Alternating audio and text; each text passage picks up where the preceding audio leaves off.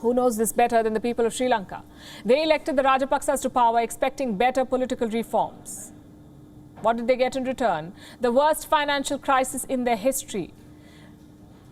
A massive shortage of food, fuel, medicines. It's been more than 2 months. The situation is not getting better. The shortages persist. The reserves are running out. Sri Lanka has been forced to turn to the IMF once again. A 10-member delegation of the International Monetary Fund has arrived in Colombo. They're talking about a bailout. And while all of this is on, the Sri Lankan government is also trying to curtail the powers of their president, Gotabaya Rajapaksa.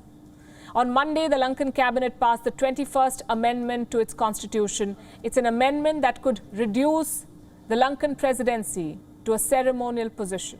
Here's what it means. They once called him the Terminator, a leader who ruled with an iron fist. Today, they're calling him a dead man walking, a leader losing his grip on power, courtesy of a new constitutional amendment. It will clip Gotabaya Rajapaksa's powers. We are talking about the 21st Amendment to Sri Lanka's constitution. It was passed by the Sri Lankan cabinet on Monday. The aim was to empower the parliament over the executive. In other words, curtail Gotabaya Rajapaksa's power as president. This amendment will bring 3 big changes. 1. Enhance the parliament's role in governing Sri Lanka. 2. Empower the Constitutional Council to make appointments. Earlier, the president had that power. And 3. Restrict the president's power to dismiss cabinet members. To put it simply, this amendment will reduce the Sri Lankan presidency to a ceremonial position.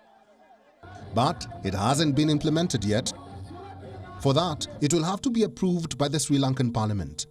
At least 2/3 of the parliamentarians need to vote in its favor. This is a major political reform in Sri Lanka. It comes at a time when a 10-member IMF delegation is in Colombo. It is discussing a possible bailout. These talks are crucial. Sri Lanka is days away from running out of fuel. Its foreign reserves are nearly gone. It's unable to import food and medicine. Plus, it has to pay back $5 billion of debt every year until 2026. At a time like this, Colombo hopes the IMF visit will yield some dividends.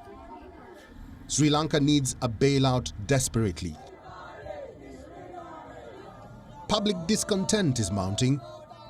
Thousands of citizens are on the streets. They are protesting against chronic shortages. Global bodies are trying to pitch in. The United Nations has outlined a plan to raise $47 million in assistance for the next 4 months. The World Food Programme is distributing food vouchers to thousands of pregnant women. The International Monetary Fund says it wants to help too. But the assistance depends on how well Colombo executes the IMF's recommendations. Chief among them is renegotiating its Chinese debts. Now we know that China is also providing financial aid to Colombo. But on debt, there is no relief. China has neither extended debt repayment deadlines nor even reduced interest rates on loans. Bureau Report. WION. World is one. WION is now available in your country. Download the app now and get all the news on the move.